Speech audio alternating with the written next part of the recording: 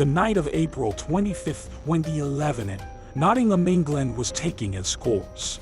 Just like any other night, it was dark and quiet, with only the occasional sound of a car driving by on the distant road. However, the peace was short-lived as loud sirens of police cars engulfed the neighborhood. There was a commotion on the street. A house was on fire. Woken up from their deep slumbers, residents went out of their houses and gathered on the dimly lit street. Sure enough, there was a house on fire on the street. It was the house of the Bartlam family. 42-year-old Jacqueline Bartlam, also known as Jack, her 14-year-old son Daniel Bartlam, our toddler, along with a family dog. The house was immersed in flames as smoke billowed from the windows and roof, and the sound of the fire was like a rabid beast roaring and snarling as it consumed everything in its path. House was circled by a swarm of worried individuals. By the time the news reporters showed up there looking for scoop before the firefighters got to the scene, a small figure stumbled out of the burning property, coughing and gasping for air. Daniel Bartlam had successfully escaped the deadly fire, and he was not alone. The little boy had his arms wrapped around the two other helpless members of the house, his very young brother and the family dog. To the news, he was a hero, a survivor. We saved 2 lives. A legend. The sound of sirens filled the air as the fire trucks pulled up to the burning house. They quickly went to work, unrolling the hoses and connecting them to hydrants. As the fire service surveyed the scene, it could be seen that the fire had started in the upper right corner of the house, in the room of the mother. Jacqueline. In the room was in ruins, with blackened walls and charred floor. Smoke still rose from the remains of the fire, and the smell of burnt wood and plastic filled the air. A team of investigators moved through the wreckage, their faces grim as they searched for clues. The inspectors could see that the fire had been started on the bed near the body of a person who was lying there. The bed was almost completely destroyed, with only a few twisted and melted pieces remaining. The body was charred beyond recognition, and it was clear that they had not survived the fire. Closer inspection revealed a strange observation about the body. It was almost as if it was the source of the fire rather than the victim of it. There was more to the story than it seemed. The body was covered in a white sheet, and it was carefully lifted and taken for an autopsy. The post-mortem revealed that the mother had not actually died as a result of the fire. The body had lost its life before the fire started. They knew that the mother, Jackie, had lost her life as a result of blunt force trauma. What secret was the body hiding? The strange revelation gave rise to an investigation, and that meant, of course, questioning the family, friends, and everyone around the incident. Jackie's son Daniel was brought in for questioning by the police. Daniel explained the horrifying events of the night, saying that he had gotten up in the middle of the night with an urge to visit the bathroom. However, on his way to the bathroom, he was met with an eerie sight. Standing there in the corner was a strange man with a mask covering his face. Explaining further, Daniel added that upon seeing him, the man swung the hammer he had in his hand at Daniel and fled.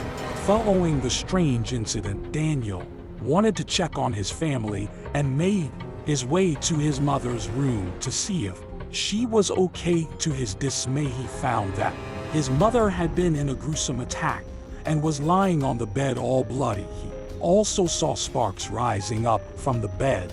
Jackie was laying on the strange man had lit the body on fire before fleeing the scene. Continuing his narrative, Daniel said that this spine-chilling scene caused panic in his body, and at that moment he thought of his brother and ran to find him and safely escort him out of the house. He called for the help of his neighbors to raise the alarm to call police. He then ran back inside to rescue the family dog, and unfortunately he could not get to his mother. She was left stuck in a ring of flames as the house burned away. Daniel expressed intense regret that he could not save his mother. Daniel had a very strong version of the events that sounded solid. He proudly stood behind his story for weeks. Police, however, did not seem to buy into the 14-year-old's version of the events. They were a little suspicious about the case, and they did not believe Daniel's story one bit. They did not see him as an emerging hero. It was clear to them that this fire had been used to cover the tracks of a very bad thing that occurred that night. Forensics found two weapons at the crime scene.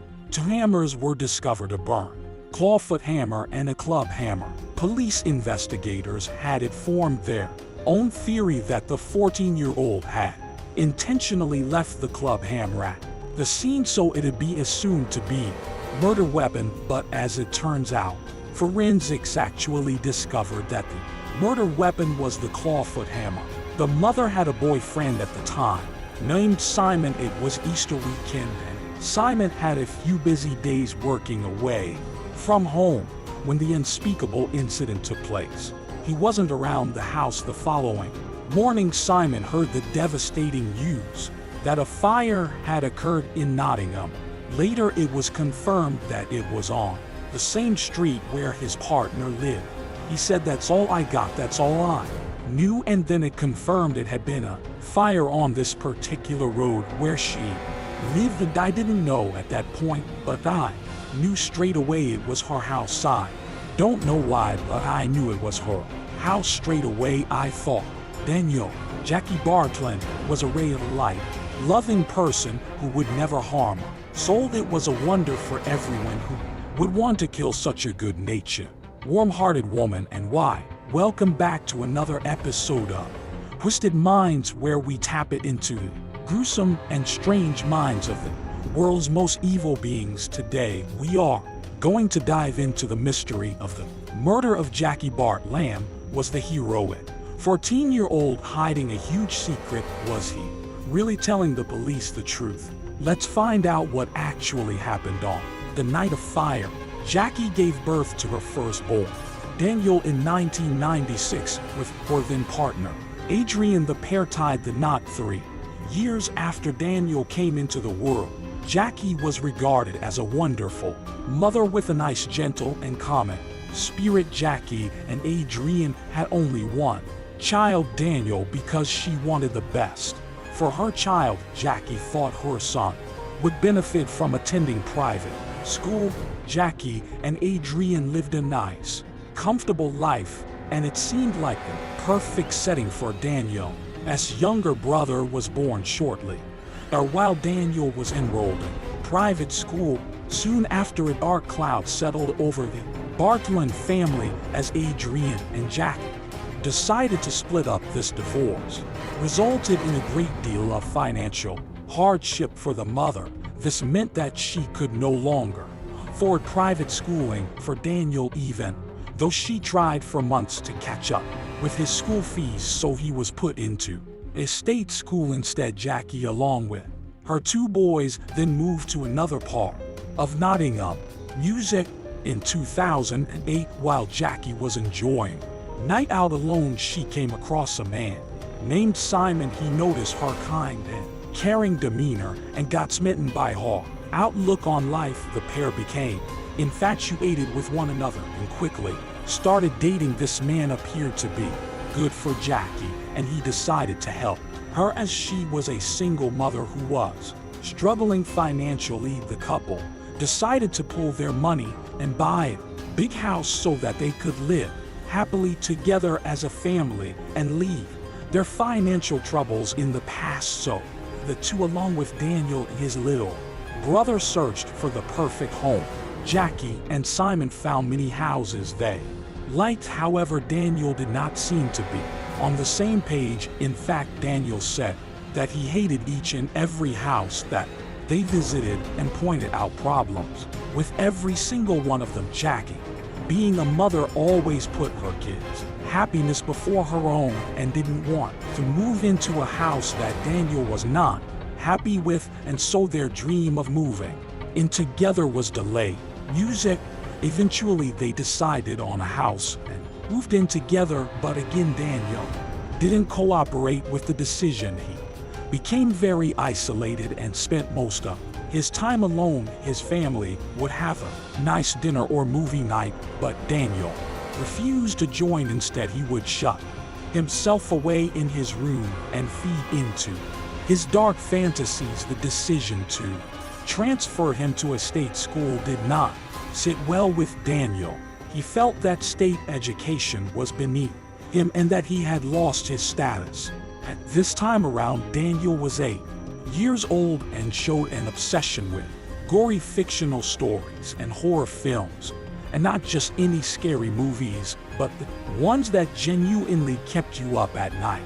Mare on Elm Street and Saw are just 2 examples of his taste in movies. It was also noted that the young boy carried a lot of pent-up anger in him. He appeared to be angry with everyone, and as the years passed, his anger only seemed to grow.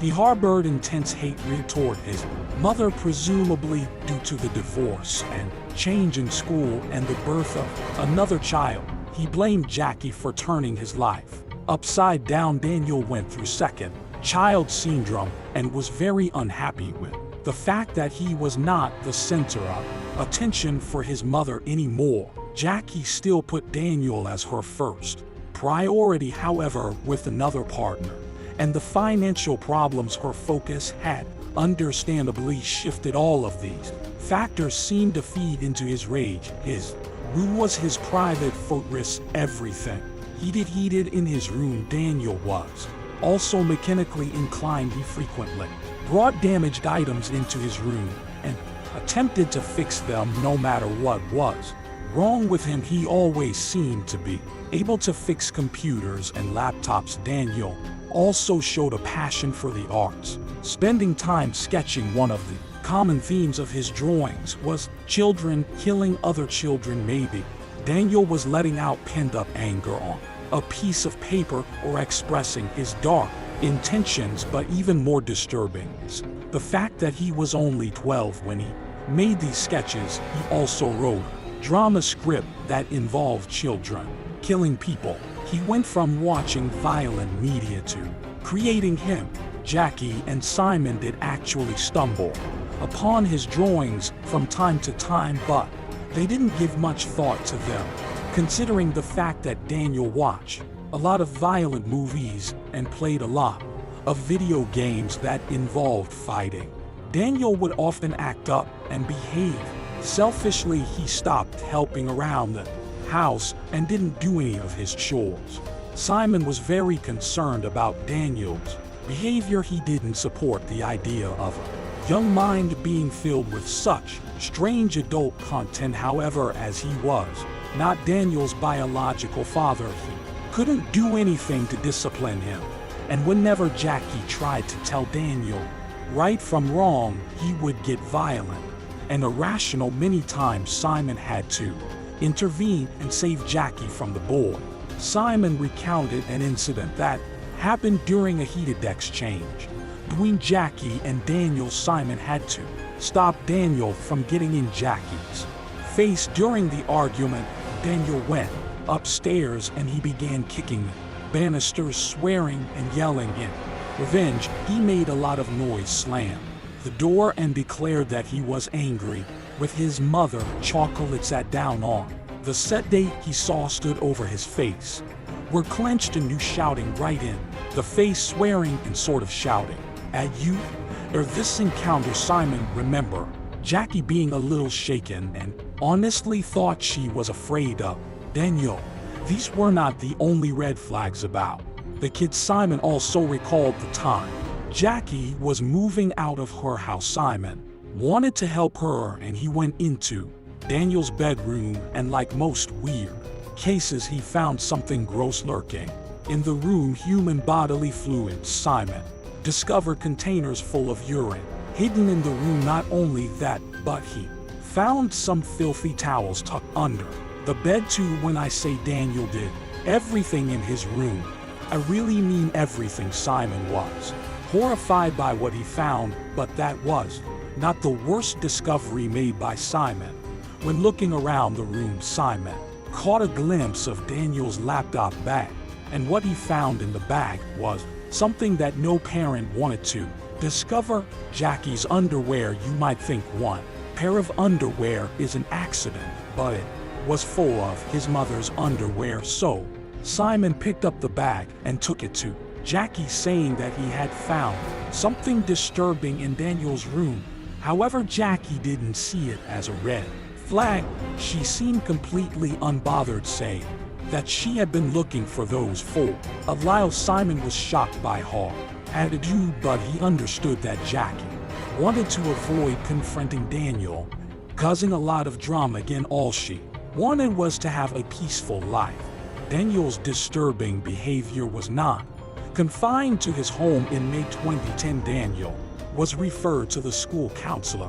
After a violent outburst, he told his counselor that he heard voices in his head that were telling him to do things to hurt people around him. He also mentioned that Fred, the tie he wore to school, was trying to choke him. It was around this time that he became interested in soap operas. Daniel saw pleasure in two of the biggest UK television programs, EastEnders and Coronation Street. He even had a YouTube channel where he made his own content based on EastEnders. If you are unfamiliar with it, EastEnders is a popular British soap opera that has been on the air since 1985. The show is set in the East End of London and follows the lives of the residents of the fictional borough of Walford. The show is known for its dramatic storyline, which often involves family conflict, romance, and crime, and like many soap operas, it sometimes includes storylines that involve violence or threats of violence.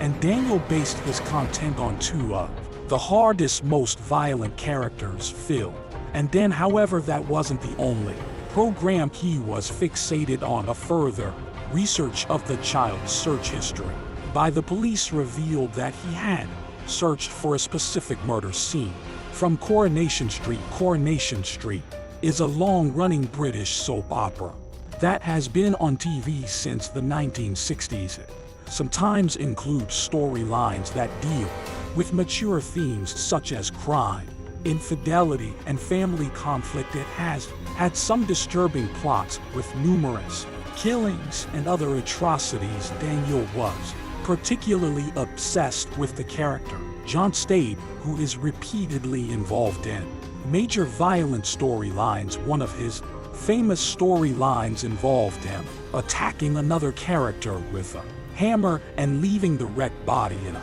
tram crash to cover his tracks. With the increasing concerns, Daniel was taken for a mental health assessment in March 2011.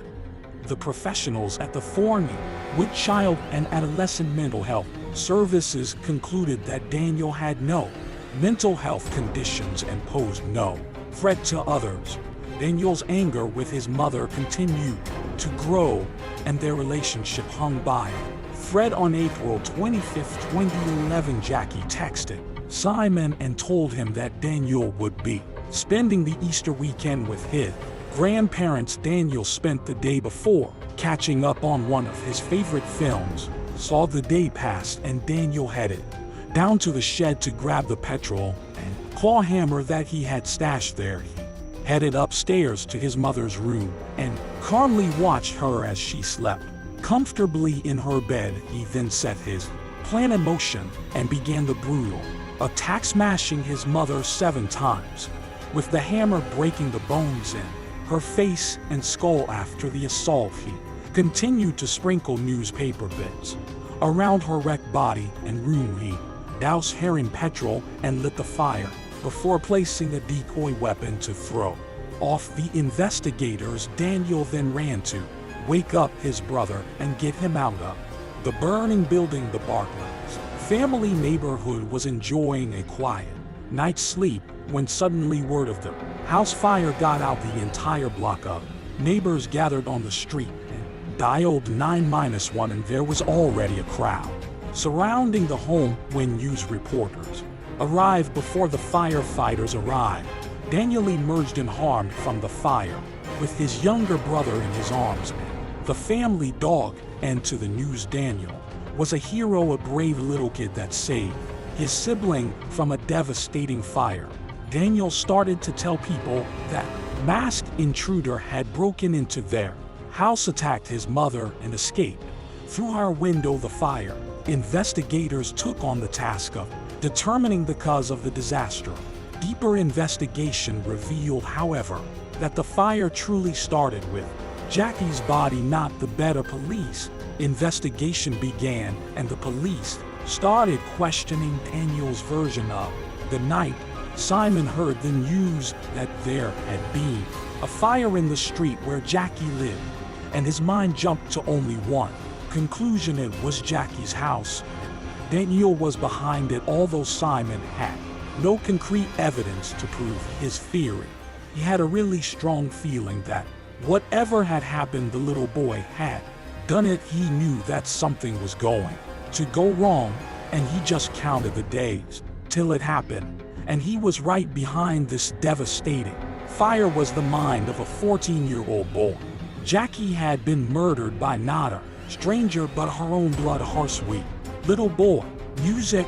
Daniel watched a lot of soap operas, but it turned out that he didn't just enjoy these dramas, he actually took inspiration from them. Soap operas obviously do not always depict reality.